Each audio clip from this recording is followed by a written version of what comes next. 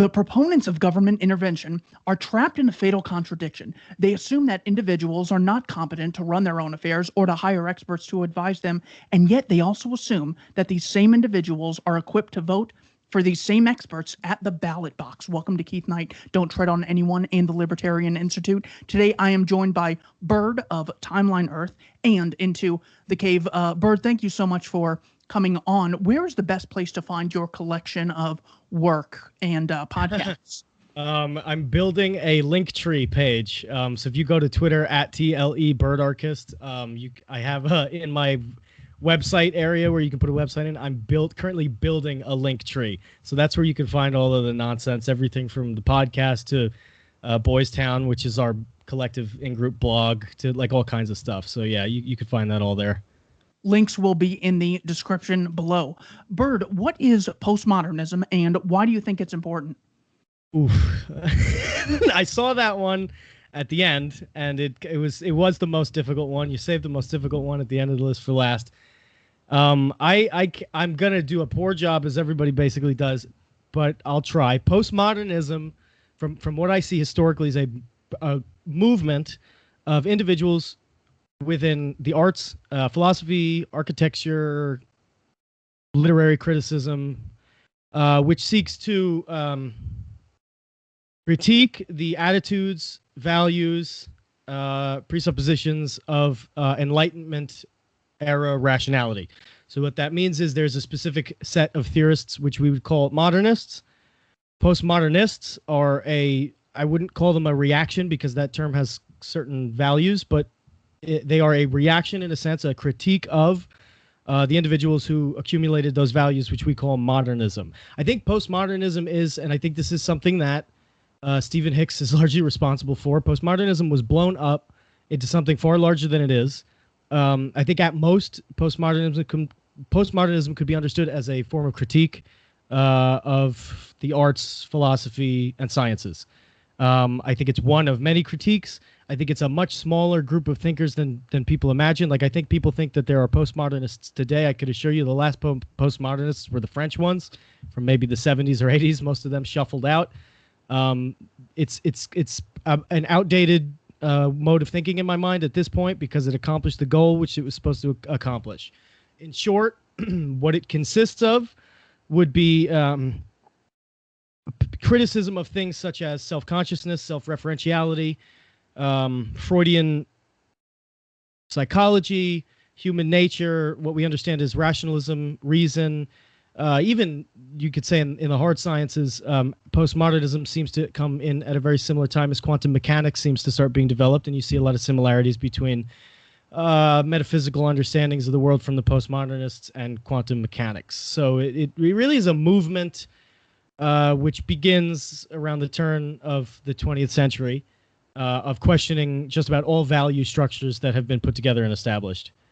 And why does it matter? We will get into that because in my mind, the way that I came through postmodernism to get to what I feel I am today, a label I cannot give because I haven't thought of one yet, but I had to go through the postmodernists to get to what I believe today.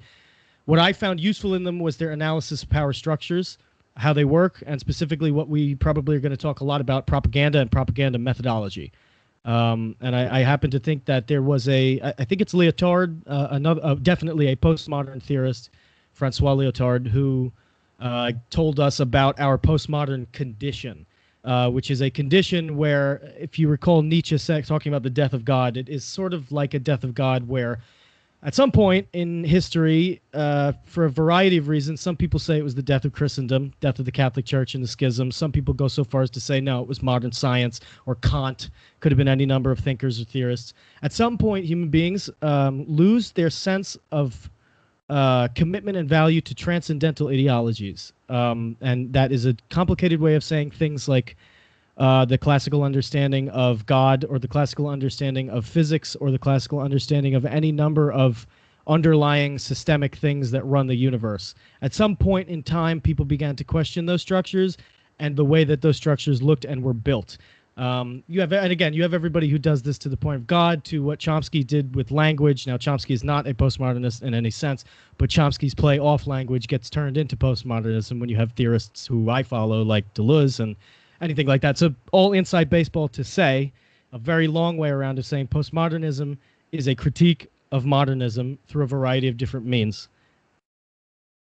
So often in discussions with statists and voluntarists and libertarians, you'll sort of run into this, well, what would happen if there wasn't a state providing education or welfare? And then you can do a ton of research and then, find out about the history of mutual aid societies, to which they'll say, well, that was then and this is now. Or any bad government program, well, it just needs more funding. Or yes, the voters are ignorant, but they just need more education. So actually, we need more government. How can we falsify the philosophy of statism? So for me, this is the most important question that you asked me. I guess I'm going to start off with a definition of statism, because let's get our terms out. And you might disagree with me, that's fine, but this is when I heard the question, this is the answer I give to it. When we think about statism, I think it has to be understood as a deployment of a state apparatus. So statism is the deployment of a state apparatus and the support for its constant redeployment. So statism, in the sense that I'm giving it, is a verb and a noun. It does and is the same thing. Deployment. It deploys itself. The state, being an apparatus, something therefore that you put on top of other things or over other things, is a machine. It's something that constantly grows. It constantly recodes social formations to make it so that institutional structures that exist can be moved and concentrated in a variety of ways. The purpose of a state apparatus, what statism seeks to create and maintain, is to concentrate and redirect social structures towards resonance within a territory. It's distinct from capitalism. It's distinct from the nation. It's distinct from culture. It's distinct from cities and just about everything else. The state is primarily a land planner. That is, it is something that utilizes territorial gangs to deterritorialize various kinds of networks, like cities and townships, which are things that exist dynamically, growing and shrinking naturally, onto a single topological map. So once again, the state's primary reason for existing is one that is geometric. It eliminates turfs and territories and replaces them gradually with land use planning to a single map. The reason why I stress that a state is something as strange as that it's basically a kind of map, is because the state isolates points and amplifies points. It does this in all cases, all kinds of points. It amplifies, for example, agricultural points, city areas, but also the state amplifies moral traits, linguistic characteristics, cultural expressions. Within a single defined territory, that's a map, a defined territory, a state defines and ensures the resonance of these points among any and all other points within a given defined area. By definition, the state begins to capture territory when it defines territory. So to go from that, with that definition of statism out of the way, and it's, of course, it's not cheap and easy, but hopefully it gets the point across. The definition, getting that out of the way, I need to stress where I believe the idea of falsification comes in. That specifically the question is framed as falsify. So the state is not an object. It's not a being that exists or operates. The state is a function. It is a process of deployment of a state apparatus, which is a capture technology that establishes a defined territory on a geometric space, establishing limits and creating harmonious points. Therefore, if the state is a process, it cannot be falsified. Falsification falls under the field of epistemology, what we can and cannot know.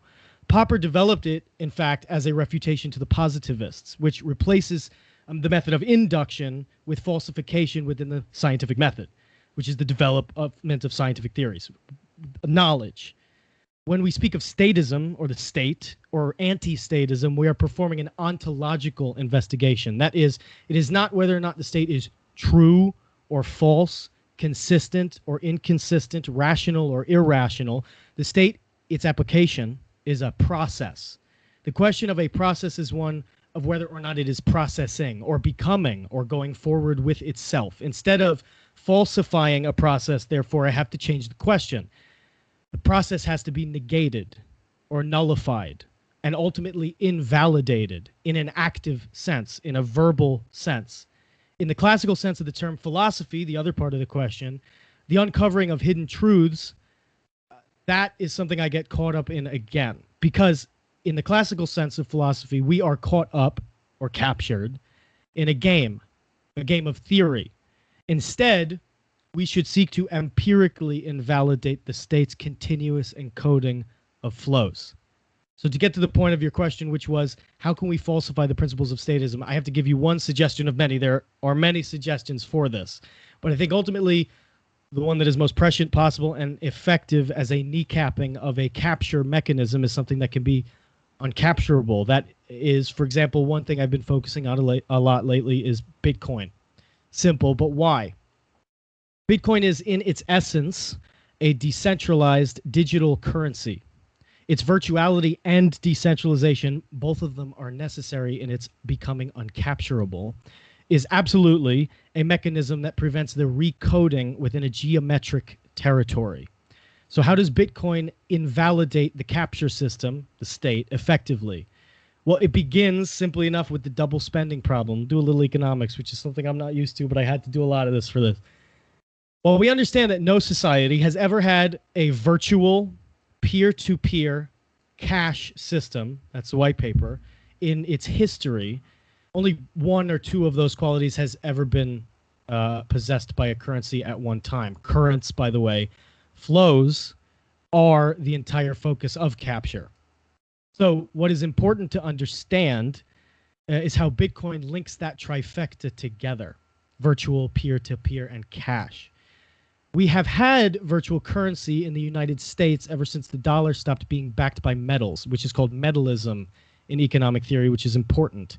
But this system cannot comprehend itself.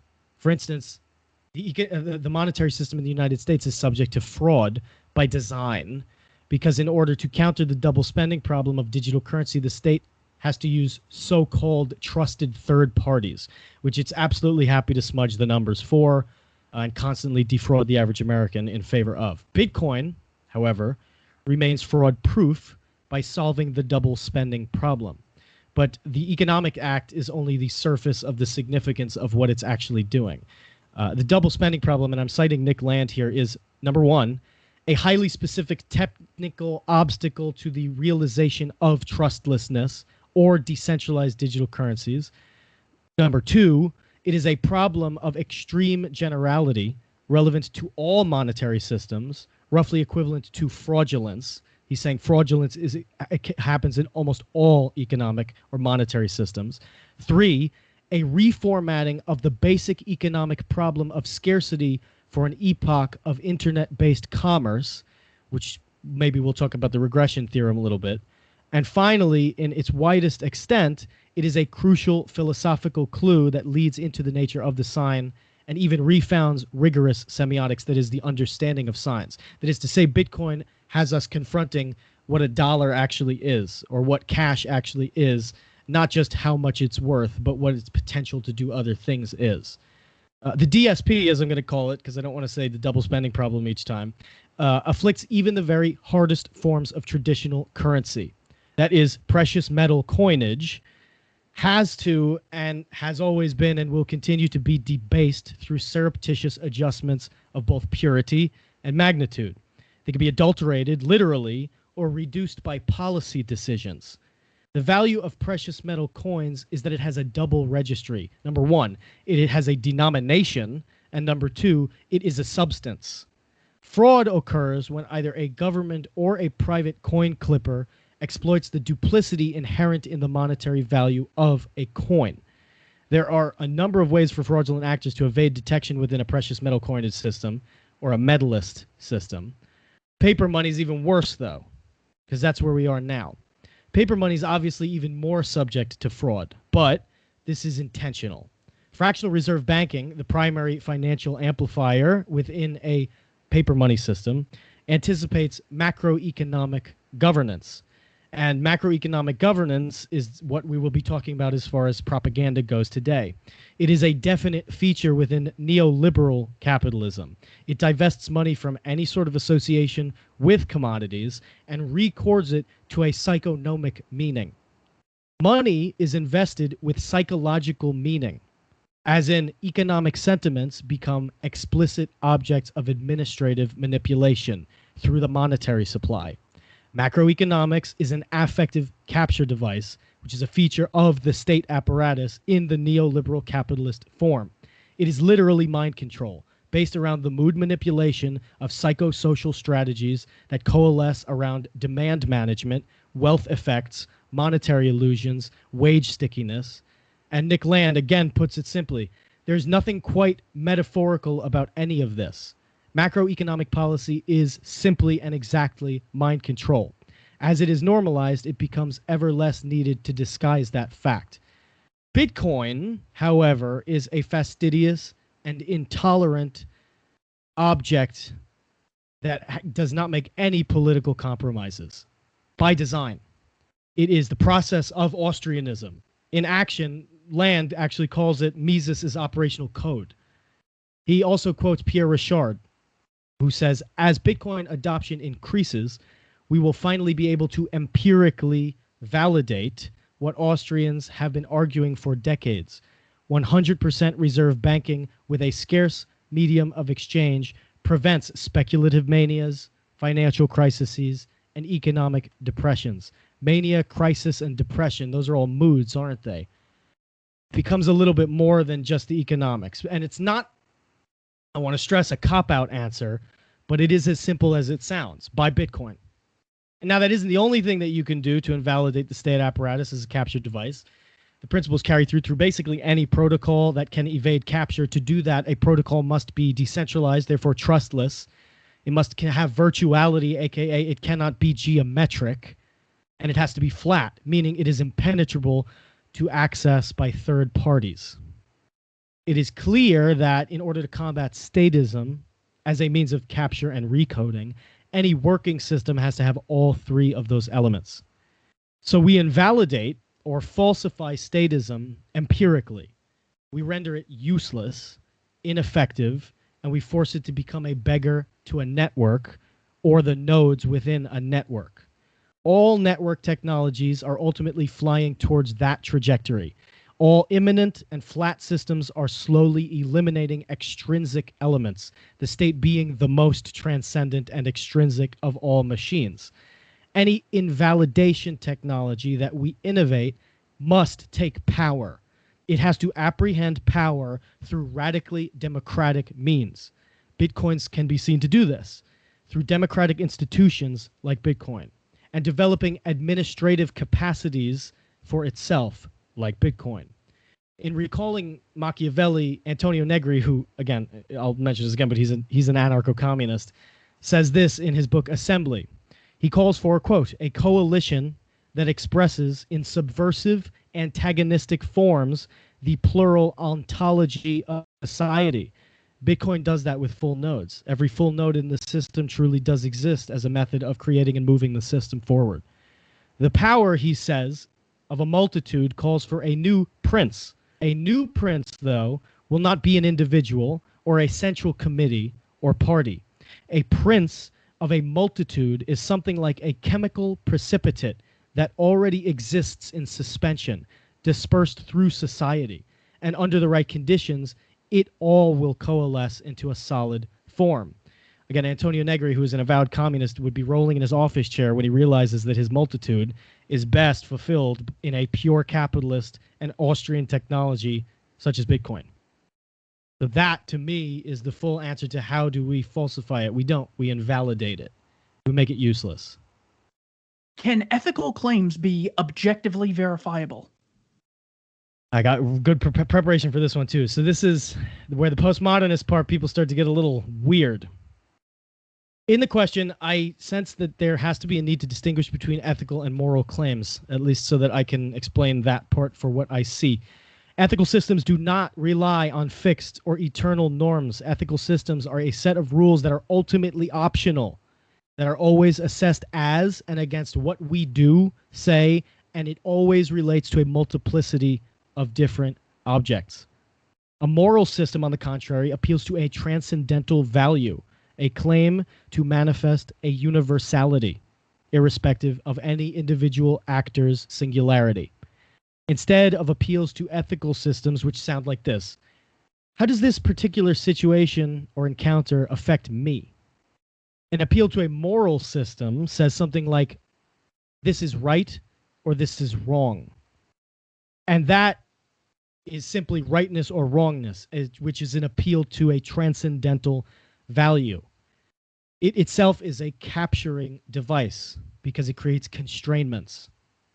To return to your question, though, which is, can ethical claims be objectively verifiable? I would restate one part of it. No ethical claim is objective. All ethical claims are perspective-based. An ethical claim is assembled through various considerations in space and time. We think about business ethics, or we think about work ethics, or we think about healthcare ethics, or we think about ethics at a ball game, who you can and can't punch for whatever reason given. Nobody denies this about ethical systems, which is why it's important we talk about moral systems or moral relativism, because that's where I think a lot of people expect me to come from here. We might think of moral relativism, but the operational word there obviously is moral. The moral relativist says of morality, specifically, aka a system which appeals to transcendental rightness or wrongness, is really not much, there's not much to it. Not much is being said. A moral relativist also has nothing to say about ethics, and the statement ethical relativism is a redundancy.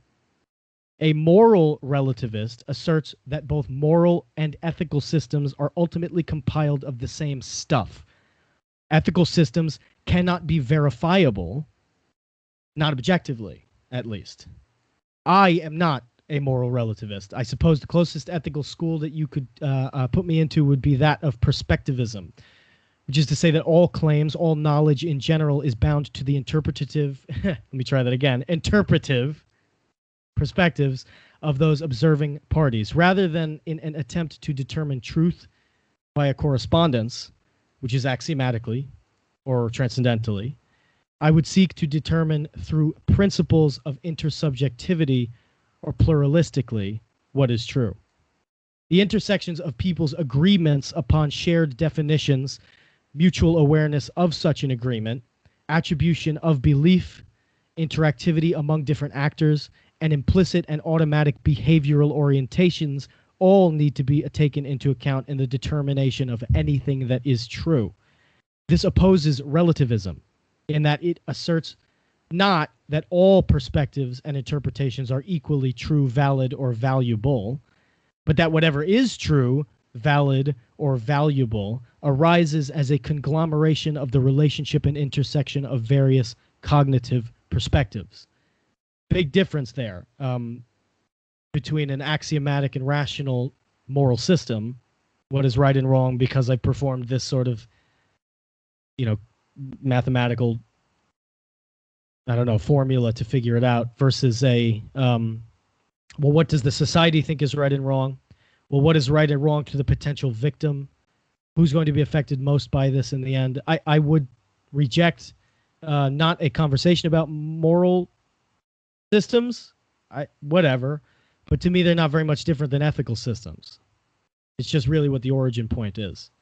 And that's important because, again, that is why I don't consider myself a postmodernist. They are indeed moral relativists and do say that all perspectives and interpretations are equally true, valuable, and valid, which is one way of looking at it. I don't think that. I think that there's definitely hidden truths, always cryptic truths, although I think I did an episode with my co-host Carr on his show, The Signal, which you can find underneath our RSS feed, Timeline Earth, probably episode 7, I think it was, of his show, where we talked about Bitcoin and philosophy. And just to finalize that point, I think Bitcoin is something which delivers objective truth to us. Even, of course, but that objective truth is only applicable in certain senses. It's a ledger, for instance. And in that case, it delivers to us an objective truth. We know that whatever happened on the ledger happened. We know when it happened. It's been confirmed by a network. That's valuable.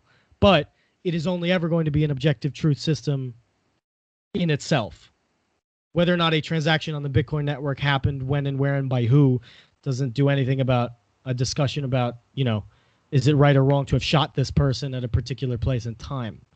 So we do have objective truth systems, but they're systems. They're inside of themselves. They don't become extrinsic. That is the whole point. Anything that becomes extrinsic or transcendental essentially amounts to a state or some form of a state or some form of authority, which I can't prescribe to, and I also think doesn't have any logical grounds to. That's my answer for that one. You could tell I was prepared for these two. What is the foundational disagreement between the left and the right worldviews? So, given everything that I just said, I think you can understand how I wouldn't apply a left or right to the whole thing in general, the world, but to particular expressions first. What I think I found is that it seems like the ideology comes first. We take any particular ideology. Let's take, just take something as general as cooking. All right. Well, you actually get cooking as an ideology first. I don't know, what's a style of cooking or something like that first, before you get the interpretive values underneath it. Now, I think the left and the right thing is something that's a consequence of the fact that we're in a bicameral system. And I think bicamerality tricks us a lot. I think that we think that those are the only two options, or you have to step out of the system entirely. And so I would say the left and the right, depending on what system we're talking about, could be very different. So for me personally, I think left and right is best left in politics first and foremost. And then the closest thing that I agree to within a political system is accelerationism. I'll give you my left and right of accelerationism and how they're different really quickly. Left accelerationism is the apprehension of systems that currently exist, social institutions, economic institutions, technology, the apprehension of it quite literally in a Leninistic sense, taking it over and using those systems that exist to point towards the remittance of class injustices, things like that. From the right, accelerationism is much more individualist. Accelerationism on the right is still I wouldn't say the apprehension of systems that exist. I would say something more like the invalidation of systems that exist by the creation of parallel systems. The difference being, I think the way that accelerationists on the left look at things is that there is a class structure that can be maintained or at least gotten rid of, but exists certainly within society. And so there has to be an apprehension of the most powerful systems possible at reorganizing what those classes look like, or at least what the economic redistributive principles are within a system to help and equalize or maintain stasis within a system. For the right wing of that particular belief, I would say it's something more like individualist principles coalescing in egoism. Stirner talked about a union of egoists. I can't think of a better system that is a union of egoists than an individual full node built system where people can opt into and out of it at any time that they like, that has a process or protocol that is incredibly difficult to change, and therefore when you opt in, you're pretty much guaranteed things are going to go the way that they did when you opted in the first place, and that you always are pushed off of such a network when the network changes. So if the network changes, your old network for Bitcoin, it happened with Bitcoin Cash. There was a split that was done. Everybody got to keep their Bitcoin, and then the Bitcoin Cash equaled the Bitcoin when the split first happened. It didn't kick anybody out of anywhere. It created another parallel system that people can opt into voluntarily.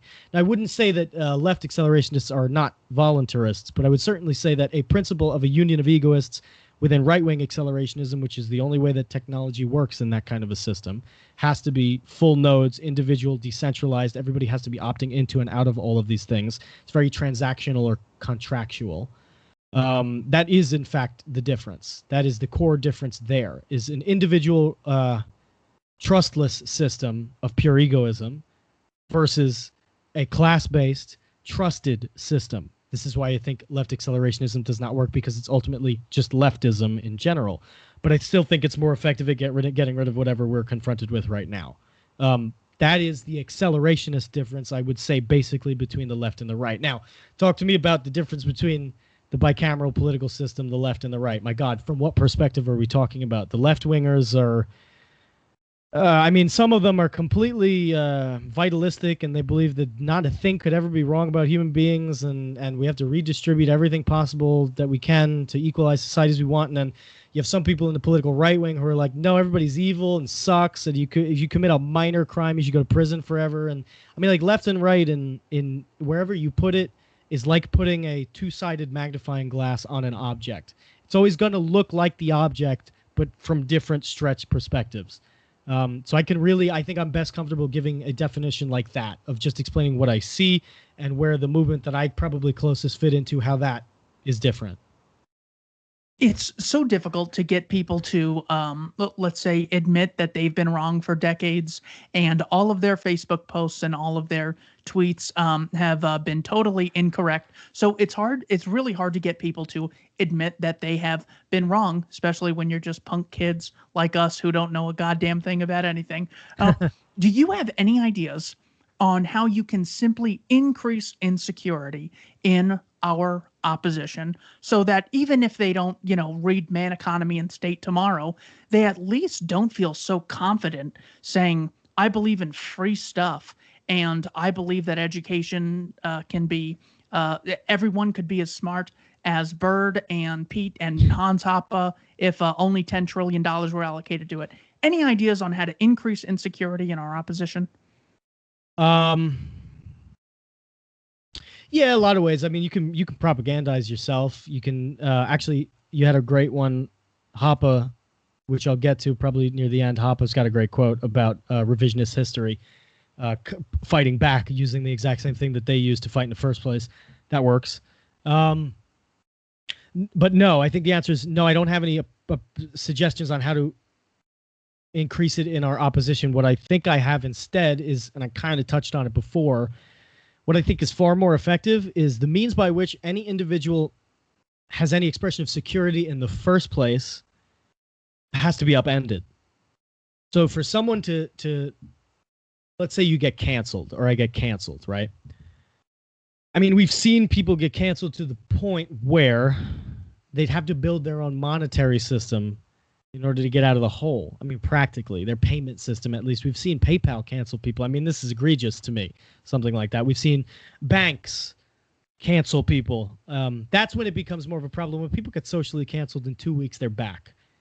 But that does not the case for when things become bureaucratized or policy-based. When you get canceled in one of those senses, I mean, you get everything from, not being able to use your Discover card anymore, even though you could use it the day before, and they just violated the contract that they had with you, or they had some very little part which didn't really ever say that you really had any ownership over your funds in the first place, but you didn't read that far into the contract. Well, guess what? Shouldn't be a matter of, well, you should have read the contract harder. How about this? How about we just create more systems that say that whatever Discover card wants to do, we don't care about. So you can take your Discover card money, which I think Discover card is a poor example. Let's say Chase, your debit card, probably better because there's some semblance that whatever money's in there is real, which it's not, but we'll get to that.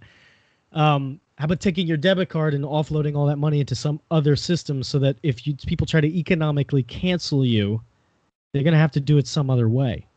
They're going to have to recognize you when you use your card and say, hey, you personally, we don't like you. And then you get you're just getting what Hoppe always says about exclusion, right? That's the basis for Hoppe's whole system, is exclusion is the primary value of the system. Force exclusion. Force people to do it as individuals. That's, to me, a lot better than increasing insecurity in our opposition. How about we increase the insecurity in the system our opposition uses to be our opposition? And again, I think, Bitcoin has been the thing. I would probably give you other answers, but Bitcoin, I get into these whirlpools of thought where I'll find one thing and I'll be like, that's the thing now. That's the thing. I'm just going to do what I can and learn everything I can about that one thing. And if I find that it doesn't work in 2 weeks, I'll try something different. I'm a little convinced of Bitcoin. I have been for a long time, but I've been focusing on it recently. So again, I say buy Bitcoin. You don't want to be canceled. The quicker you can get mass adoption of Bitcoin, the harder it is for a third party to come between you and another person's decision to not service you. The third party is there, and they also get to make a decision. That's the problem. and it's a problem that's fixable and is being fixed by the blockchain and by Bitcoin specifically. I haven't talked about altcoins or other cryptocurrencies or anything like that because I don't know much about them. Maybe one day I can focus more on them, but Bitcoin with its first mover and its largest market cap, I have to focus on that first. So that's what I'm doing. What is your approach to the idea of egalitarianism? Or what are some ideas you have on it that you think are productive for people to understand? Man, so it's a good one here. Egalitarianism is seen in two ways, in probably the static sense and the functional sense. Egalitarianism, as in like everybody is the same always, I think is like a non-statement. I don't think it means anything because we differentiate between people all the time in different ways. I think it's kind of a non-statement. So I don't believe in like abstract egalitarianism, like where just kind of everything is the same. Nobody does. I mean, that's insane. Egalitarianism very specifically is a redistributive thing. I mean, it only exists as a precursor to saying, so what are we going to do about that? So to that, your avatar I noticed on Skype is Robert Nozick, who is one of my favorite. I mean, I've fallen in disaffection with him, but I come back to him, and I've fallen in disaffection with him, and I've come back to him, and that's everybody. But he was one of the first theorists. I mean, Anarchy State Utopia, I believe is the name of the book, right? I got that in the right order. That book was a game changer for me, and specifically because Nozick is really good. Was really good. I mean, a lot of people get into Nozick. Nozick helped me get out of things. For me, Nozick is very, very easily dismisses the objectivists, which I think is excellent because there is I do not like objectivism, never have liked objectivism. I don't like the proponents of objectivism even more than I didn't like Rand. I just did an episode on Polls to the Wall podcast about some of my issues with Rand. If anybody wants to check that out, very, very cursory because you got to read a lot of Rand to really understand Rand. So I did what I could, but Nozick is very effective against objectivism, aka that form of capitalism, which leaves open the door for the Rothbardians, which is a tradition that I'm, number one, not super familiar with. I seem to like a lot of people who fall into that tradition. But number two, a tradition I know I don't like as much as Hoppe's tradition, because the movement away from the a priori is important for me. I never have dug the a priori, never believed in the reason why an a priori should be valuable to us in seeking truth. At best, it's a truth claim. It doesn't say anything about what's happening in real time. Robert Nozick doesn't get into any of this, but what he does is he opened the door for me to get into the Rothbardian, which I did not really touch so quickly as the Hoppian tradition and kind of the general Austrian tradition, which I've always orbited around. So it was useful for that. Specifically, to get out of a thinking of egalitarianism, he's got this thought experiment, kind of, and I'm going to butcher it because I couldn't even find the name of it, so I'm just recalling it from memory. But it's, number one, the utility monster is really important, not just for utilitarianism to debunk that, but also because utilitarianism and egalitarianism are often one in the same. Utilitarianism is usually the means by which the egalitarians want to redistribute things, how they intend on, figuring out how things need to be distributed. But he's got, go against utilitarianism, he's got the utility monster, which is, again, read what it is specifically. But it is more or less that an individual, by genuine utility, could be getting far more out of something than those who don't get as much utility out of something. So, I don't know. I love to eat. I'm 600-pound bodybuilder, and I eat 29 sandwiches a day. I also could eat 39 sandwiches a day, probably, or 40 sandwiches a day. Well, if there's only a certain number of sandwiches because we don't live in post-scarcity, it's a really weird system.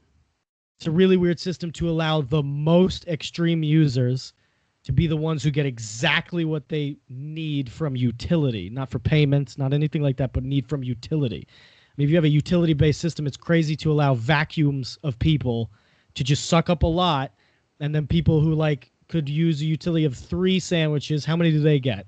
It's an insane, weird redistributive policy that doesn't make sense. He does the argument a lot better than me. The other one is he addresses John Rawls on egalitarianism. And it has something to, I don't know what the name of the thought experiment is, but it has something to do with the curtain or the veil of society or something like that, which Veil takes of Rawls. ignorance. That is it. Yes, yes. So John Rawls comes up with this thought experiment, which basically goes, the way that we know that egalitarianism is preferable or operates in nature is because at the outset of anybody's life, they were given a blind choice of what kind of a person they could become. And what was not being chosen was who they could become, obviously, because it's random.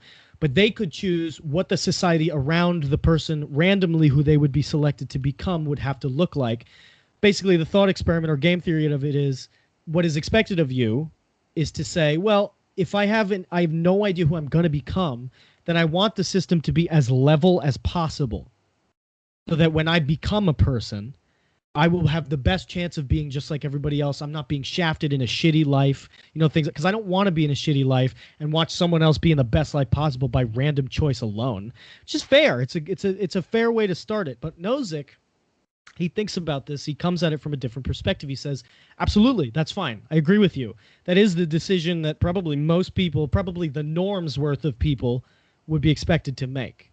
For him, he says, the difference is you're only talking about the very start of life. If at the very start of life, you could say, yeah, I'd want everything to be equal so that whoever I am, I'm basically on par with everybody else. Problem is, it's a theoretical. This is not a decision that anybody is given, that anybody can make. And the actual way to get the system you're talking about where everybody's equal at the very start is by an incredibly unequal redistributive system. That's Thomas Sowell. I mean, Thomas Sowell's got a great quote about it. When you try and redistribute to make everybody equal, you actually make everybody far less equal in the process of doing that. I mean, that is the basic answer to that, is why egalitarianism doesn't work. So that's how I approach it, is that I approach it from that argument to explain it doesn't work.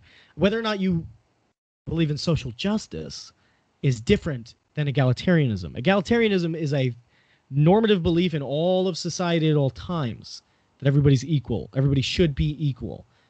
I don't even know if you can call that communism. It's just as weird, though. Versus social justice, which is this group is currently being shafted in some way, one way or another, and I'd like to remit that. Not necessarily at the expense of other groups, but certainly I'd like to help remit that situation. Again, we can have a conversation about social justice. I think it's kind of a useless concept as well, but it's different than egalitarianism. Yeah, you can. I'm always shocked at the G7. Boris Johnson was talking about egalitarianism, and I go, what am I looking at? The most powerful people on planet Earth. See, they get executive orders. They write words down on paper, and if we don't turn in our gold to FDR, well, then we get put in a cage and shot if we resist. These are the people telling us about equality? Well, Nozick has a great day two problem, he says. So everyone has everything, and we're all equal. But there's this guy, Wilt Chamberlain, and he's playing basketball. And people like that he's able to get this ball into this hoop because they've done it themselves, and it's kind of hard. So a lot of people want to see this. It costs them a portion of everyone's equal earnings, and, they pay a little bit to see him, and they reap the benefits of getting to watch this excellent guy who I think he scored 100 points in one game. Well, that means now we are in a radically different place than we started with. Wilt Chamberlain gets a ton of eyeballs today. Adele, Eminem, Modern Family, Larry David. Yeah, exactly. Everyone, anytime you act, you are engaging in preference-based behavior, which leads to unequal outcomes. But we can still benefit from the Wilt Chamberlains and Steve Jobses of the world. So that was really big in making me no longer a progressive, because I was sort of just openly bitter at this point of there's some people with so much and it's unjust, and there's others with so little. I thought that those were antagonistic. I didn't see how they were harmonious, assuming things are done through original appropriation and voluntary exchange and voluntary contract. So Nozick was just life-changing for me. I promise not to go on any more of those rants, but Nozick was just so good on that Wilt Chamberlain thing was just life-changing. All of his little thought experiments are excellent. He was so creative, such a creative thinker, very useful. Like a lot of what Nozick believes, I don't agree with now, but it's so useful to counter people who are similar to him, because he really is far more effective at arguing for what he believes than a lot of people around him were. So it's great to be like, okay, well, I know he's already done the work for them. Now you got to fight the big boy. Now you got to try and disprove Nozick. The final boss. Yeah. Yeah, right. The final boss. Yeah, which he absolutely was. I mean, this is one of the few libertarians who is well known and respected in academia. Well known and respected. Very, very few, especially in the 70s, 80s. Yeah, at Harvard University, different time, right? So, Jeff Deist. Yeah, okay. No, go ahead. I was going to say, I'm looking at the next question. You're probably going to be the one who has to answer that one for me, the positive, negative rights one, but please, go ahead. Okay. So Jeff Deist is talking in a great speech called The Imposers and the Imposed Upon.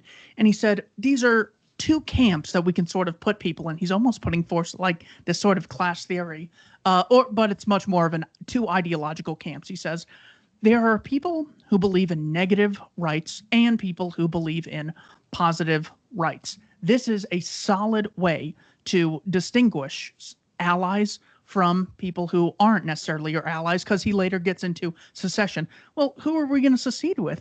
People who like George Bush and Bill Kristol? Are these my friends? Well, what about the Marxists? He says positive and negative rights are how we can distinguish friends from enemies, imposers versus imposed upon. Any ideas on the validity of positive versus negative rights and defending either of these on principle? Now, negative rights are a priori. I can never approach them from that way. And positive rights are just things that the government gives you, which is even worse, frankly, a lot worse. I'm not a rights. I don't talk much about rights. I never have. To me, you have the right to do what you can, and I think our ethical system is what runs up against that. Like if we go back to ethical systems, really, I think the basic negative rights, they're fine. Right, property ownership. I mean, Bitcoin is based on all this. Property ownership is primary. Ownership of the self is actually probably more primary than that. I don't know if they're rights, though. They get taken away a lot. I know that rights. I know that the idea of a right isn't that it can't be infringed upon, but they are infringed upon constantly. And so, if they have validity, which I certainly agree with most of them. I mean, I like myself and my property and things like that. And I like my ability to opt into and out of contracts. That's primary for me. Do I think I have a right to that? I mean, I'm going to defend myself if you try and stop me from signing a contract, right? I think that's probably the argumentation ethics part of it. And it's probably about as simple as that. I mean, positive rights are total garbage. There's nothing positive about them. They're terrible. And negative rights, I just always have an issue with how they're derived. Because they're always derived, well, until Hoppe does argumentation ethics, which I've got different issues with, but it's a lot more concrete to me. The negative rights are usually based on a God argument, which is just not sound in philosophy. Whether or not you believe in God's a different thing. And the other side is that they're either mathematic, Kantian, transcendent, which is really not something I like, or they're a priori, just kind of in general, not specifically Kantian, but it could be Hegelian or anything like that. I got a problem with kind of all of that line of reasoning in general, but I would never argue like you can't sign a contract. I'm not going to intend on stopping anybody from doing that. I think what can be empirically defended, because that's the second part here, is what can be philosophically defended. Not for me, none of it. But what can be empirically defended is the negative rights. Pretty simply. The reason why Bitcoin is supreme over every other currency right now and will be until something even better shows up is precisely because it gives people real negative rights. I think I get onto this. I do. I get onto this in the propaganda one, but it's basically you could tell people like them because people are opting into a system where they have more of them, where they have more ability to. Ultimately, I think what your access is, the right to access, is the only right. Access is the right. When someone tries to stop you from accessing, I think probably that's what is being infringed. And so when you create systems that allow for access, and people like them and they work, I think you're empirically demonstrating people's preference for these things called negative rights. So in that sense, I think they're sound. I just can't defend them philosophically. I don't think you have to. What is the main problem with the philosophy of Marxism? Probably contrary to a lot of or guests, maybe not. I think Marx was a genius sociologist. I think he was a poor economist, and I think he was an even poorer historian, and had a very bad mouth when he was a journalist too. The problem with Marxism is that it is practically a reactionary system. It's ultimately, it seeks to take one group out of power, centralized group, put another group in power for a period of time. Now, Marx's historical analysis about the epochs of capitalism, I don't think he was terribly off. I think he created something that was persuasive enough to make sense to how we got to where we were today. I think he's very off about what's coming next. I think he said after capitalism comes brief socialist stage, early communism, and then full-blown communism. I think we'll get to practical post-scarcity at some point in human history, but I don't think it's going to be anything like communism or a diminishment of hierarchical value structures or anything like that. In fact, I think those things are going to become even more emphasized the closer we get. And so I think the basic problem with the philosophy of Marxism is exactly what it is. It's dialectical materialism. The dialectical part is never going to get outside of itself. It's never going to move beyond its own system. It's always going to be class structures, and therefore it's always going to be conflict-based. And it's not in itself going to solve the problem of scarcity. So it's not going to stop conflict in that sense either. And again, empirically, any application of Marxism that wasn't fused with neoliberalism as it is in China or practically here in the United States, any pure Marxist or closer to Marxist system did eventually collapse. I don't know if that's because Marxism doesn't work on the map, but it definitely doesn't seem to work on the map when there's other competing structures in the world around it that can outplay it economically, starve it out, whatever the case may be. So problem with Marxism then in that case would be it's empirically not demonstrable. If it does, it ends up capitulating so much to neoliberalism that it becomes not Marxism very much anymore, which is what I think is the case in the entire world today. I don't think there's a genuine Marxism being practiced in a nation today anywhere. And I think there probably wasn't when I think Lenin was the last Marxist in political power. Maybe Mao, but Mao changes a lot. Lenin kept pretty much to what he was supposed to be doing from Marx's perspective. So that's probably your best example is Lenin's Russia. We didn't get to see what that turned into because Lenin died. So who knows? But I think it's empirically not demonstrable and definitely not a type of society I'd enjoy living in based on its philosophy. It's completely godless and uninspired, and the buildings and the brutalism are really awful and depressing also. So, yeah. Have you seen the TikTok videos of people, so happy that they're getting the vax and so happy that Biden's president? Yeah. So the thing about these is they're completely cringe, one, and two, it's like people are finding so much meaning and value and purpose in these things that are total jokes. I mean, once you've read Anyone Like Nozick, you can't hear a Joe Biden speech without thinking, oh my God, where is the philosophy? Where is the meaning? Where is the principle? Where is he applying these principles consistently? So my question is, do you have any ideas on how, freedom advocates can sort of give people meaning and the idea that they are being included and that they are accepted, considering rationality is a little difficult to get people to embrace? Yeah, I do. and now I'll mention Bitcoin again, but in a much more general way, as a movement, or as a movement of people. I'm going to say some things about the culture war in the later questions, which I'm not a huge fan of, but I do think it has value, and this is where I think it has value. People need to be a part of a social structure that goes beyond their economic arrangements. They need to. They have to. The human quest is to find out who the human is. Every individual person is trying to figure out who they are until a point when they feel like they have, and assuming they don't get shocked with something that happens in their life, they're pretty comfortable. It's a big quest for most human beings, especially young human beings, which, let's be honest, the vast majority of people who we see on TV being absolutely insane are people under the age of 35 and academics who teach them. So I think the best way that you give people meaning, inclusion, and acceptance is by creating something that gives them meaning, inclusion, and acceptance. We've got political movements, and I know the LP right now is going through some things, and I've said some things about the LP. I don't believe in its mission at all at this point. But as far as answering the question of meaning, inclusion, and acceptance, which is personally not something that I've actually even thought much about doing that. I'm much more on the side of, hey, here's Bitcoin, buy it. If you don't, sorry. In fact, it's radical non-inclusiveness. Get on board or we're leaving without you.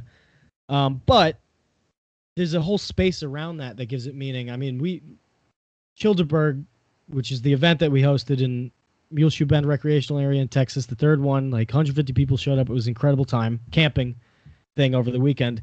That was sure as shit inclusive and accepting. And so much so that we had a stranger, a guy named Tim, whose name has been Grillberg. If you want to hear that story, check out my podcast. The guy was unaffiliated with us, didn't know what was happening, just happened to have a bad time, not being able to get into his car. We gave him a tent, he hung out. He became one of our best friends at the event. We were talking to him about all the kind of reasons why we were there, the principles, the funniness, just joking around, having a good time. That definitely was inclusive and acceptive. I think the best way to answer this, if you want to give people that kind of a purpose, give them a system to play around with and figure out where they belong inside of. And I don't think the political system is the system to do that, because ultimately with the political system, what you run up against very quickly is you realize other people have more power than you. More power than you. Nobody has more power than anybody in Bitcoin. Nobody can stop your transaction. Nobody.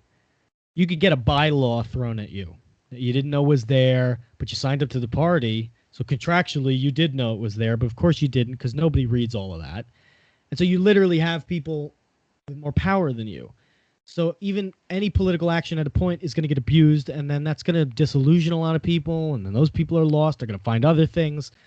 If you give them a system that is fulfilling itself, that operates on its own, and what they have to do is find their place inside of it, they're never leaving.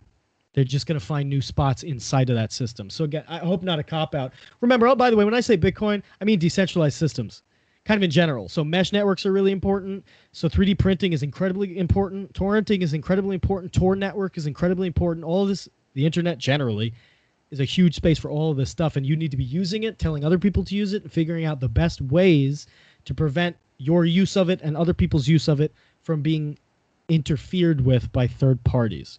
That's how you give people meaning, is you give them a free space where they can create it for themselves.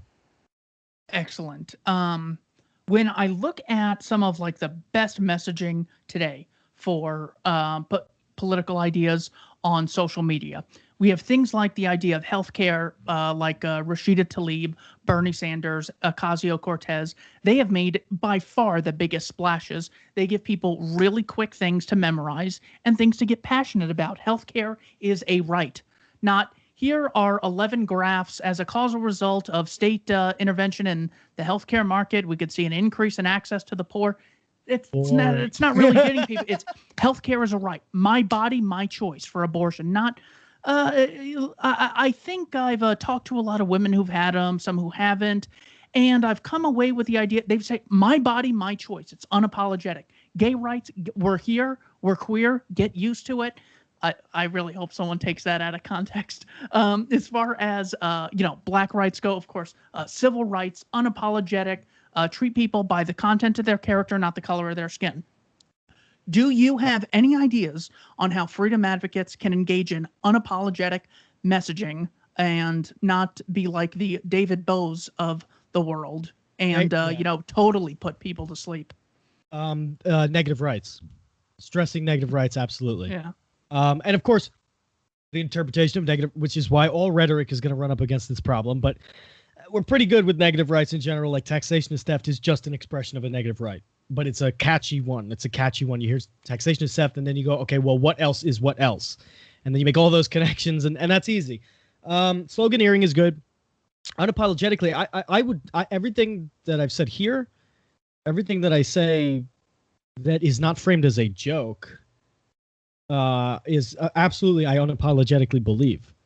And that is because it is based on my autonomy.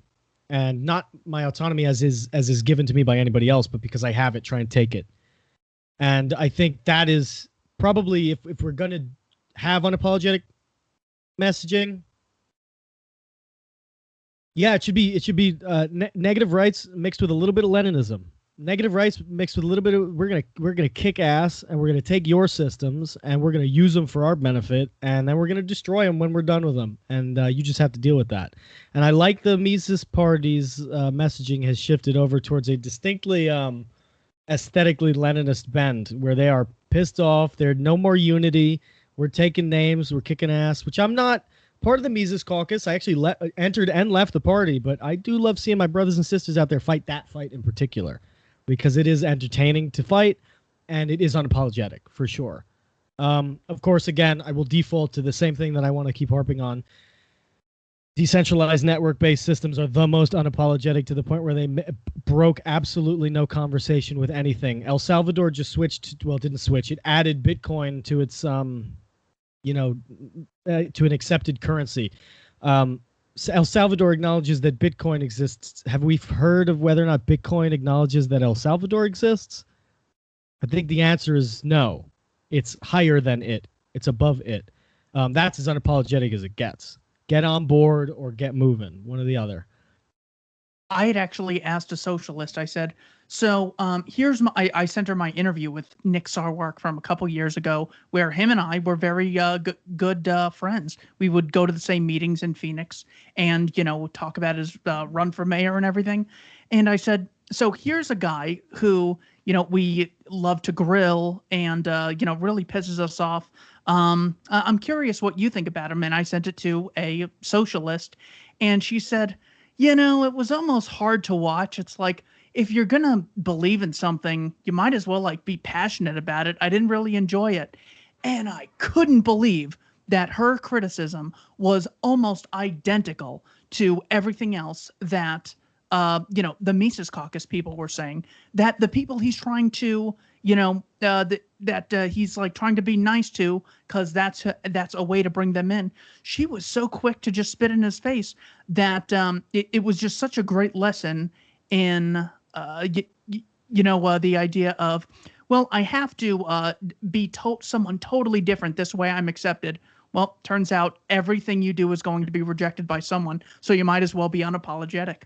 Yep, you might as well. That's what I've come to the conclusion of, is you can't even be canceled. They already ran up that card. Yeah. The vast majority of people who we called canceled are what? Not liked by a group that has never liked them before for 2 more weeks? Who cares? Exactly. Except Michael Richards. He might be canceled indefinitely. I feel like he was doing Seinfeld recently. Every time I see Seinfeld, it jumps in my brain and I go, I need to get over that. This poor guy did so much great work for so long. Yeah, he was on a lot of cocaine as well. Oh, yeah? No doubt. Oh, my God. Well, he should have put that into his story. Yeah. He should have put that into a story and spun it into, I'm going to help people get clean. Look at what drugs did to me. That's unapologetic right there. Okay. What are some propaganda methods or logical fallacies the cathedral uses to control the minds of the public? Can we do 2 questions at once? Because the other one is important too for me, the historical narratives one.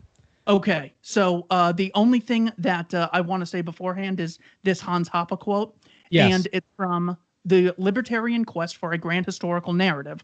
Just so people know the importance of narratives, Right. whenever we talked about what is called child labor, but all it means is compensating kids for work that they're already doing outside of a state education system. So when people think of kids working in mines, that's because of a historical narrative. That's why they're opposed to it. No reason. Hoppe says, because the general public is not used to or incapable of abstract reasoning, high theory, and intellectual consistency, but forms its political views and convictions on the basis of historical narratives, i.e., of prevailing interpretations of past events. And hence, it is upon those who want to change things for the better, liberal, libertarian future, to challenge and correct such interpretations and propose and promote alternative, revisionist historical narratives. So, what are some propaganda methods and logical fallacies the cathedral uses, and how do historical narratives influence public opinion? Yeah, and I do think they're one, but I either I'll read it again or I will ask you to read it again when I get to the point where we need to hear that quote again. But it's important because I think the two of those things are absolutely interrelated. So everybody needs to go into it with Hoppe's quote in their mind.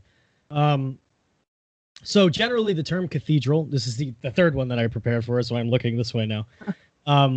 The term cathedral is usually taken to mean like a global conspiracy or by the elite to turn us all into like tax cattle who they can suck all the life out of and live at the top of the social pyramid. That obviously that's not what it is. That's not what Yarvin says it is. That's not what Nick Land said it was.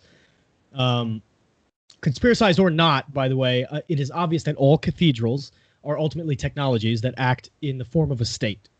The cathedral is a social machine that self-organizes, as all systems do, and it coalesces itself materially around academic institutions, media, government, business institutions. The cathedral, far from being a geometrically bound state, however, principally organizes itself virtually in the form of a machine that attempts to seize upon the abstract universalist consensus and the building and distributing of those consensus. The cathedral, which is far from a mind control apparatus in the way that macroeconomics is a rather larger autonomizing machine. A cathedral functions as a technology for the purposes of group maintenance. Butch Leghorn, good writer, writes, quote, abstract collectivism is a competitive strategy.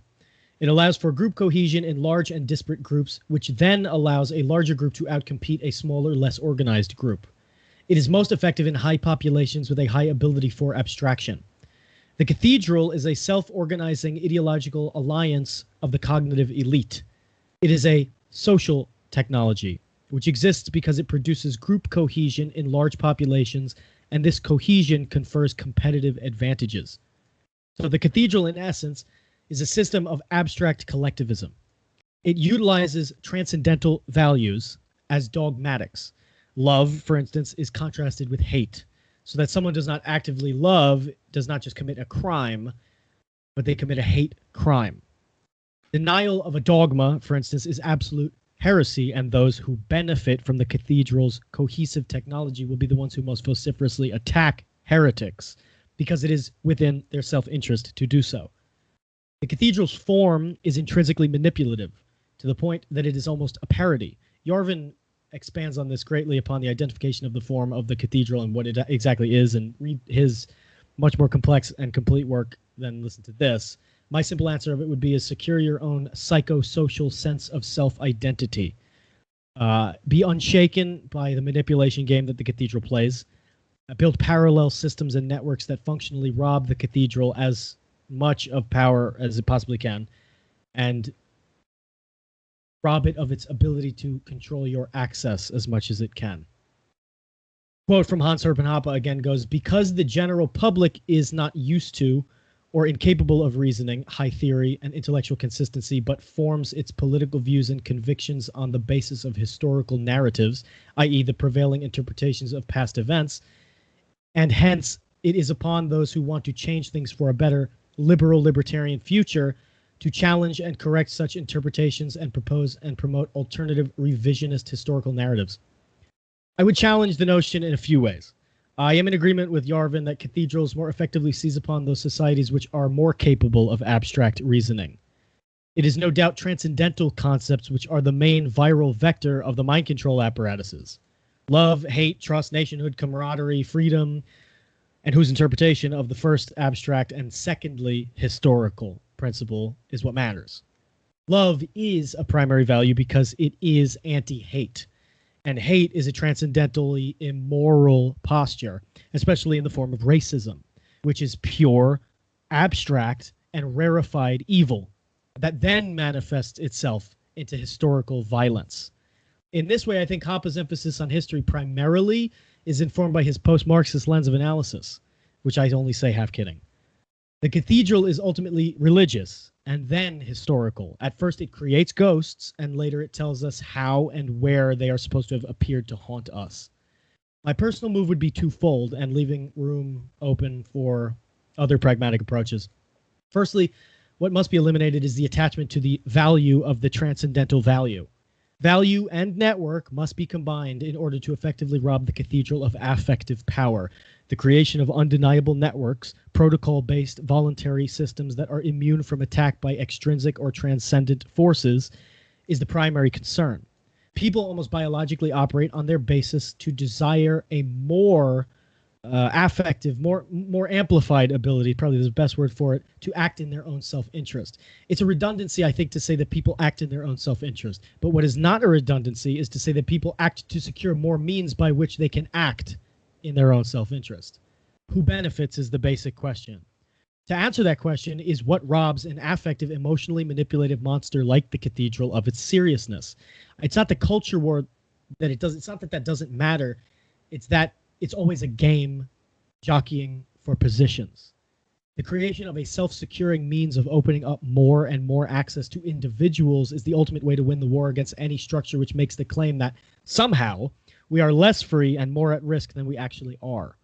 The securing of individual means of identity formation, which is the absolute of any individualist principle in politics, is simultaneous with the robbing of power of historical narratives as such. Make up your own mind is just something that can't be stated. It has to be actualized. There's probably a need for me to demonstrate why I think transcendental values are a foundational problem and lead to collectivism, and Bitcoin touches on that, but ultimately I'm probably going to have to make an episode on it. That's that. I want to ask you about 4 people that you have mentioned in other videos that I've seen of yours. I'm curious about the main thing you learned from them, or what you thought their greatest contribution was, and whether it was something they intended to teach you or just something you picked up. So first person is Willy Munzenberg.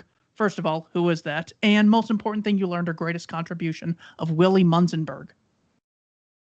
So Willy Munzenberg is a propagandist from Germany during the time of the USSR, early USSR, who was the lead. It was a famine relief organization, but it was also a propaganda organization. And it was part of the Workers' International, which is the Communist Party, the worldwide Communist Party at the time. During the Weimar era, so obviously before, or around the time World War I, World War II, Willy Munzenberg is around helping to create propaganda for the Stalinist regime. He's doing the Great Purge. Eventually, he becomes disaffected by Stalin's purge, and he flees, and eventually he's arrested for treason, and they imprison him, and he escaped the prison camp, but he was found dead. They killed him in a commune somewhere. You've got to read the stories about him. He's a fascinating character. This is one of the major figures, for instance. The reason why we didn't know the crimes of Stalin until they decided to tell us about them is he was able to cover them up while also working actually to relieve the people in the famine that he could. But the point of that was the propaganda production of it. So I don't know what it taught me. I think he's an essential part in understanding the entire environment around the communist revolution in Russia. I don't think he taught me anything. I think he's just a great example of what propaganda is capable of doing, which is in this case covering up what is literally genocide, and still to this day, they don't call it the Holodomor. A lot of people still won't call it genocide. So I probably that. Most important thing you learned from Saul Alinsky. Oh man, I hate Alinsky. I read Rules for Radicals. I think probably this episode already has demonstrated why I think politics in general and political activism more specifically is really dumb, doesn't work. I think the other ridiculous thing is you can go on the anarchist library, right, and you can read strategies by anarchists, left and right, see what they, mostly left, let's be honest, what they do, where they go. You can find a lot of interesting things about Seattle, Portland, about what they write, about the tactics they use and things like that. Those are real rules for radicals. Saul Alinsky's not rules for radicals. Saul Alinsky was on firing line. Okay, that's not a radical. He never was a radical. Watch the firing line episode. He's ridiculous. It's insane. He was absolutely, if he wasn't literally working for the CIA or FBI to kind of do the thing where you create the radical plan and then all the radicals follow it so that the police now know what all the radicals are doing, I would believe that a lot more if you told me about Saul Alinsky. What Saul Alinsky should reveal to most people is that whether or not whatever he was doing at the time worked, he was a great community organizer, but so was Obama. That doesn't make you a radical in any way. I think what you can look at him and see is radicalism in his form, which is literally people still read Rules for Radicals today as if they're actually going to work, if they do anything, if they're effective at all. The vast majority of people, what Saul Alinsky should reveal, are not radicals, they're book readers. And they're looking to be led, and they're looking to be told strategy, and they're looking to use strategy that is at this point 50 years old. How long ago was Rules for Radicals put together? A long time ago, 40 years? I don't even know, but a long time ago. So what I learned from him, if anything, was stay away from him. Hans Hermann Hoppe. My boy. I've gone through, like, I hate Hans. I love Hans. I'm okay with Hans. I have all the things about Hans. The thing that I most appreciate about him is taking the a priori away from what I believe is a very, very convincing system. Don't like a priori. I've said it many times. I think it's I think it's very odd how people can make the jump from believing that something theoretically and inwardly consistency making sense has anything to do with what goes on in the real world on the outside or the practice we should be using on the outside. That's just me. But Hans moves it away from that and into sound Austrian economic principle. Not saying Rothbard didn't, but Rothbard relied on Lockean principles, and we could have gone into that too. I'm not a huge fan of Locke either. But Hoppe just takes it from an economic perspective, and he's making what I think is an argument that Bitcoin is making, which is, well, this is just how things operate. This is just the process of like time preference is probably the most useful thing I got out of Hoppe, which he doesn't come up with, but he really does explain very well. That's not a priori time preference. It's a process. I mean, you can see it is obviously the case that the delaying of things builds up civilization, and the acting on things immediately, the not saving money, the spending, the consumerism, all of this is bad and meant to be bad, and meant to make us into very transient people who live in different apartments every 2 weeks. We go to different places. This is the game plan, by the way, for Keynesian economics, neo-Keynesian economics. Wants us to be all moving in different houses every 2 years, working at different gig jobs, so that we have absolutely no identity or trace of self or any root in the ground. And it's no wonder that a monster like Keynes was able to help come up with a system like this. But for Hans Hoppe, for me, makes the most convincing argument for responsible capitalism, but more importantly for clean capitalism, because capitalism, if I didn't have Hoppe, I would be an anti-capitalist. I would be much more in the lines of Marx. Hoppe is the one who says, no. Capitalism and the state are different. It was Chomsky who tried to convince everybody that the state and capitalism are the same thing. It's ridiculous. I don't know how you can see that when you see something like Bitcoin is a great example of how the economics and the state are completely detached. Capitalism very much too is completely detached from the state. Hoppe is the one who separates those two things and makes me go, okay, good, awesome. Bitcoin rocks. It's great. It works. It's detached from state coercion, which the thing we like to call corporatism, which is a different thing that has elements of fascism in it. That's the thing that we're facing today. Neoliberalism creates corporatism. If you don't want to call it capitalism, call it corporatism. Clean capitalism, what Hoppe talks about, he admits is completely different from corporatism. I admit is completely different from corporatism. And so that was the link back in. that was the easy link back in for me to say, okay, I've always liked exchange. I've always hated anything communism ever had to say about exchange or property rights. I always have liked what Hoppe had to say, but it was that one link that convinced me of it philosophically. I would have believed it empirically. I mean, it's true empirically, but philosophically, it's nice to have that loop. Yeah, I think I got the same thing in A Theory of Socialism and Capitalism when he really lays out the definition. So it's like, yes, capitalism is it's about, money and, a lot of buildings.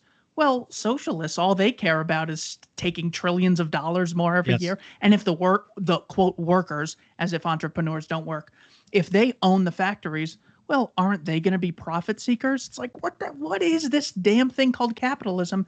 And he says it is a social system based on the explicit recognition of private property and non-aggressive contractual exchanges between private property owners.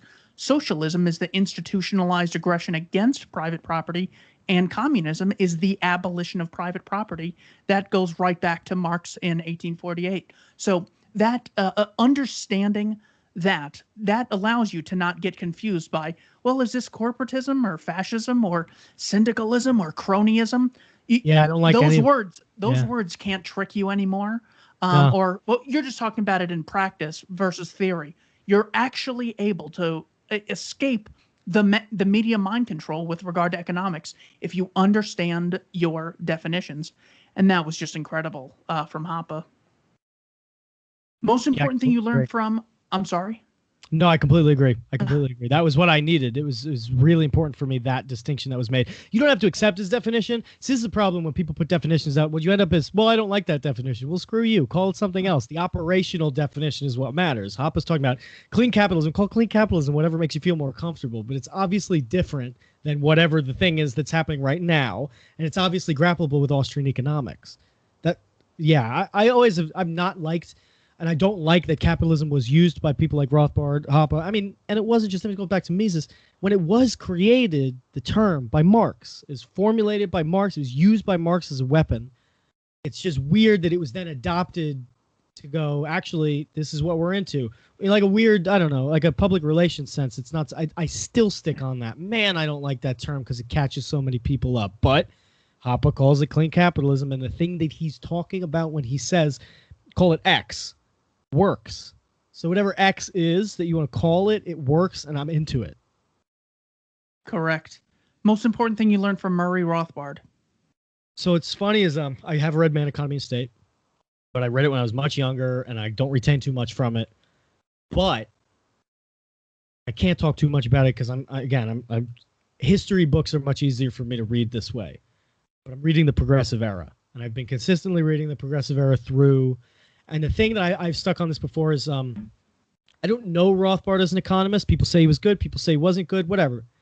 I do know Rothbard a little bit as a sociologist. Sometimes a fan, sometimes not. He does change a lot over his career. But as a historian, Rothbard is an excellent historian. About a period of time that is so covered over by specific progressive biases in the histories that you can find, the Progressive Era. I mean, they tried to...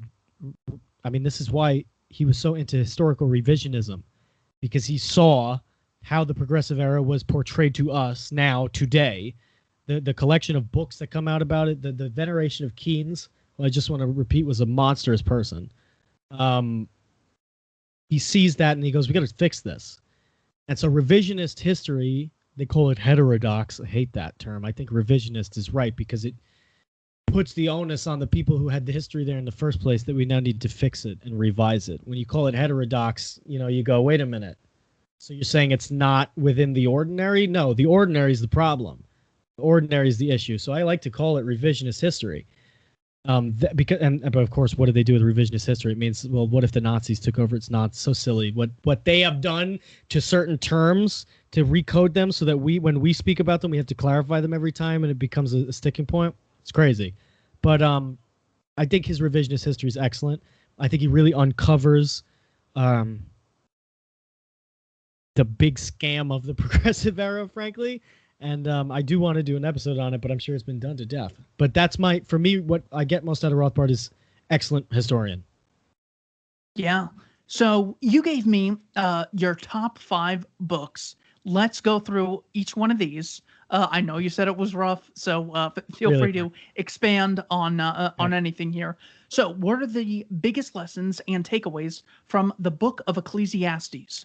That's right. So in the Bible, obviously, the book of Ecclesiastes is probably my favorite Old Testament book. It might even be my favorite book to read on its own. The subject of Ecclesiastes is a very early discussion about existentialism, what it means to be human, and what it actually means to accumulate things.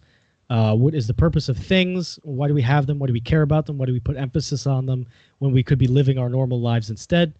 The conclusion that is reached by the Ecclesiasticus, the teacher, who I think in some traditions say that it was King Solomon, whatever the case may be. The takeaway is that everything is vain. That every single thing that we try and keep, that we try and hold on to, is ultimately made of dust and goes away. And that the only things that really stay with us until the end of time are things like the love of our families, our friendships, our commitment to God, all those things. It is in its essence anti-materialistic. It is in its essence anti-consumeristic. It is the earliest, as far as I know. I'm not super familiar with the Rig Veda, which is slightly older than this particular book, but it is the oldest work of existentialism, certainly in the Western canon. And existentialism is very important to me as a philosophy in general. And so it is a fascinating book which asks questions like, well, what if God doesn't exist, and does it matter, and how would he exist anyway, and what does it matter for me to collect all these things if I'm just going to die and be forgotten? Like, these are all questions that are asked in the book. It's a very different kind of book than a lot of the rest of the Bible, but all the wisdom literature, Book of Job, Song of Songs, all are. So it's important for me because it is from a text that I value more than any other text, as well, a collection of texts that I value more than any other text, the Bible. It is the book in there that, to me, ties it all together and what the purpose of it is. It's the book that says you're holding the key. The things outside, don't worry about them. Things will be okay. Check out what's in here and commit yourself to the messages that are in here. It's very good for me personally, and I would recommend really anybody looking for meaning, read it. Great. Next one is called, I swear I haven't heard of any of these other ones, Simulacra and Simulation. Correct me on the pronunciation, and what'd you learn from it? So Jean Baudrillard is a because you call him a post-situationist. Basically, there was a group called situationists who believed that society is a spectacle. I'm sure you've heard of that before, or at least that idea. Society is a spectacle. The idea was meant to take away the idea that economics was the primary driver of society from Marxism. So they said, no, actually, it's spectacles. People are enamored by the state and by capitalism, and that is why they comply to it, not because of economic dependencies. He comes out of that and he says, well, maybe not. Money is still powering the spectacles that exist. And so he is a Marxist in that sense. But if you've ever seen The Matrix, by the way, The Matrix is poorly, but based on this book. It is the beginning of the conversation about the general spectacle called society, why we buy into it, what the forces are that work towards us to convince us it is a valuable thing to take part in, and how we can work against them. The simulacra is contrasted, just so we know, with a representation. So if you have a dog and you call it a dog and you know it's a dog, then the word dog is a representation of a dog. It points to something that really does exist. So I could say Keith.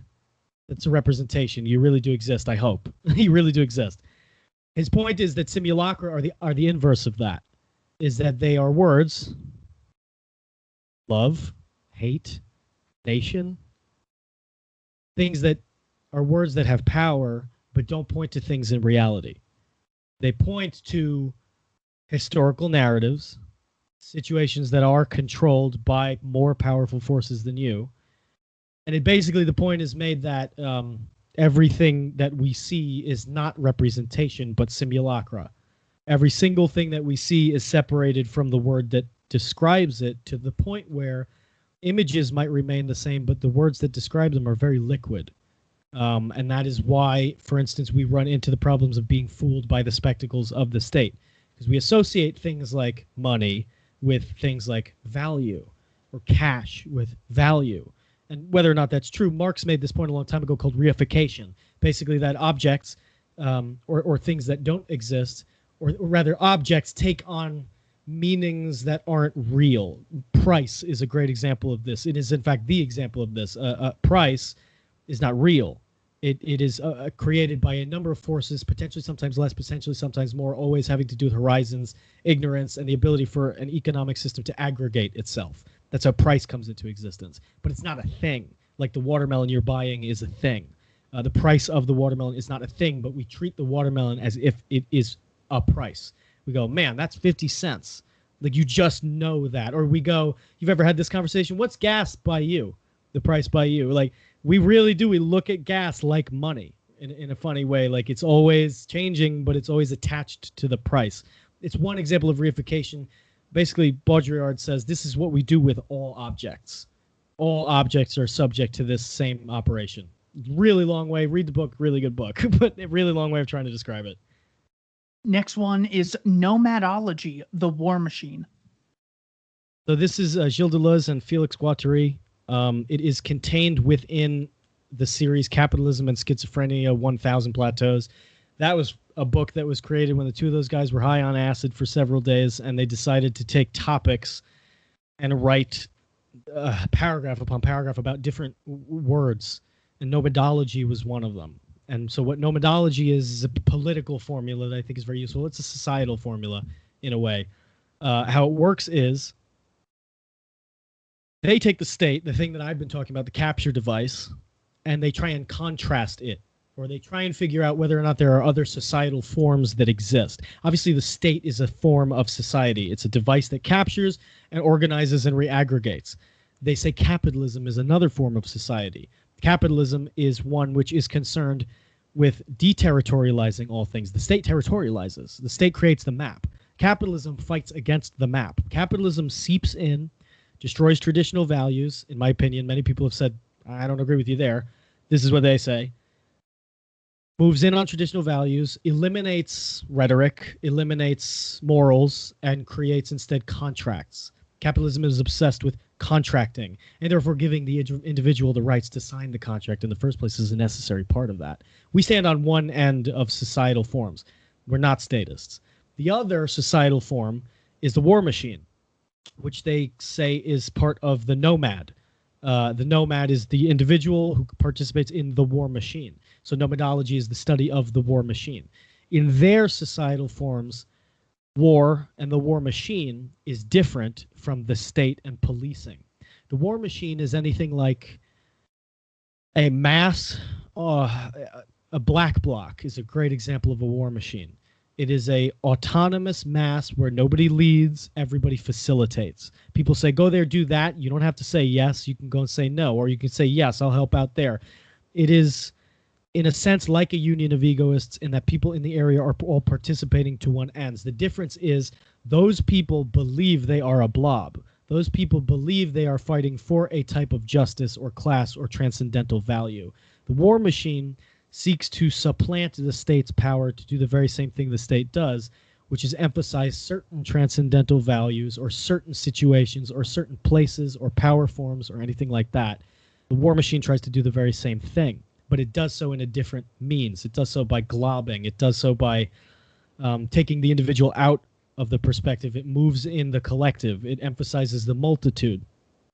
I think I've been trying to come up with a new societal form that we can apply that uses the characteristics of all of these things called the mesh, but I've been trying to do that, thinking about that. But that is the war machine. It is important for me, what the biggest takeaway I get from it is that it is important to remember that capitalism is separate from the state. It is separate from the mob. It is separate from society in general, and that all of these things are competing forces for power. And so some people like to do the, well, break away, capitalism can form its own power bases. It doesn't need, no, capitalism has to seize the power bases of all of these other systems, render them ineffective, and then that's how capitalism moves forward, because it's competing with other power systems to create values. And so I think the side we have chosen in this war that is inescapable is that side. The war machine is another side. It's a side that's very difficult for capitalism to grapple against and for the state to grapple against. And then the state obviously is the preeminent form that has existed. Well, maybe not preeminent literally, but it is the largest. It is the most powerful right now form. So it's a great book for, I think, getting an illustration of what the different competing forms in society are. Next one, Cryptocurrent, Bitcoin and Philosophy. This is an essay, 70 pages or so. Nick Land wrote it. It is one of the most fascinating pieces of literature that I've ever read. It is a philosophical critique of Bitcoin. And it starts out with there's no way to philosophically critique Bitcoin. It critiques itself. It's a system that knows itself. All we can do is critique the philosophy around it, what it actually means, what the implications of it are. Because philosophy, of course, is the search for truth. But if Bitcoin is already objective truth, what is there to find? Nothing. The only thing there is to find is what it's going to do to everything else. And so he goes through a really deep literature. You really have to be familiar with a lot of his influences, which I am, and it's taken me many years to get to this point. And there's still a lot of economics and finance, as well as cybernetics. He talks about a lot of things he talks about in there to try and integrate everything in. It's a fascinating philosophical explanation of two things. What modernism is and how Kant is responsible for our evaluation of transcendental forms. And then it starts to deconstruct all of those forms of reasoning by talking about what Bitcoin is, what the white paper is, what the implications of Bitcoin are at a very deep and philosophical level, to the point where the reason why I say it's an objective truth machine is because this is kind of what I've gotten out of him. He even goes so far as to say Bitcoin is time, which is a fascinating argument, a great example. If you have points in time, you have a kind of time, a real time, genuine time. I wouldn't recommend people read it unless they're very familiar with the people who've inspired him, like Gilles Deleuze and Nietzsche and Schopenhauer and a lot of other people. But it is a fascinating text for people who are into philosophy but don't quite understand Bitcoin or its potential to get into. And that is why I've harped on Bitcoin this whole episode, in fact, is because I am just about done reading it, and it has completely enhanced my perspective on what I think Bitcoin is capable of doing. Excellent. And then finally, the medium is the message. Right. So the medium is the massage is it's a chapter in a book which is known as, I want to make sure I get it right. Yeah. I'm sorry. It's titled The Medium is the Massage. Yes. But okay. It's a joke. The title of the chapter in the book. The book is very good, Understanding Media, the Extensions of Man, but the chapter is the best part. The medium is the message is the original quote that he had. Medium is the message is quite simple to understand. Basically, the form of media you're getting your information from is coding, decoding, and framing the information itself. You see something on a TV, you don't see the things that are happening outside of the frame, for instance. A frame can be directed in a particular way to make you think a particular thing, or to do a particular thing, or to make an association. Simple as that. It was very revolutionary because this is something you don't realize. Like, the apple hitting Newton, how many people were hit on the head before Newton, before they went, oh, gravity? I know that's not really what happened, but it's a great way of understanding it. You don't think about something like that, the framework, gravity. You don't think about the fact that when you see a photograph, it was framed. All photographs are framed. All photographs create, or rather reflect, the environment that the person taking them was trying to give to you. When people are standing in particular poses, for instance, it can really influence your view of the person. Video, and of course it's no coincidence that this came out in 1964 as media was starting to portray wars en masse. The medium is the message. The propaganda machine at first was absolutely crippled by the fact, a few years later, when it was showing the Vietnam War on television, the state was absolutely crippled by this because people got to see the horror for them. But eventually that went away, and now we play violent video games, and I feel absolutely nothing about violence on large, which is a fascinating thing that has happened to us. I mean, we see pictures of kids washing up on boats, washing up dead on shore, and we do nothing. We think nothing. It affects us personally for a few minutes, then we go back to it. The medium, the television, is the message. But the book or the chapter is called The Medium is the Massage, because the medium isn't just controlling the message. It is absolutely encoding your response to the message. Your response to what you see on television is as framed as what is being shown to you on television, because what is shown to you on television is kept with your viewership in mind. So anybody who wants to put a particular message into a medium can do so very easily once they understand that.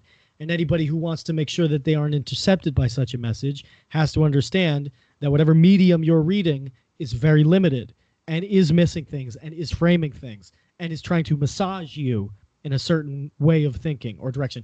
There is no linear connection to media at all. It's completely non-linear. You view something, it is not as it seems, ever. Never think that it is. You see a photo in Iwo Jima, we all know that photo didn't happen at that time.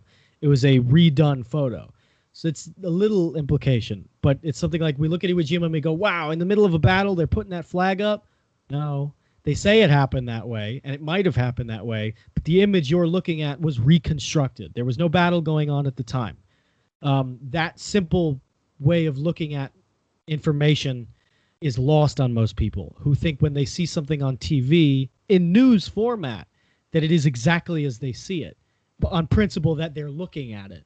But of course, there's a frame, and there's things that are outside of the frame, and there's things that the little various pixels that make up the image you're seeing don't catch. And there's light pollution, and there's damage to film sometimes, and sometimes you don't get exactly the right audio. Sometimes audio gets doctored and things like that. Video is getting doctored. Now you can fake people's faces. Frankly, it looks like we have a president who doesn't have any hands. You remember that thing where his hand went in front of the... I mean, what is that? That's all very important to understanding that when you look at media, you have to keep in mind nothing you're seeing is true. It can only ever be an aggregate for more media that you consume over time. And when things start to add up and get put together, then you can say you probably know something that really happened. But it's very important to go into all media and go, I'm very skeptical of this. Excellent. Bird Archist, hey, thank you so much for your time and this thrown on for this long. and this deep dive. Bird's link tree will be in the description below. Thank you to everyone for watching Keith Knight Don't Tread on Anyone and the Libertarian Institute. Take care, Bird. Thank you. Wow.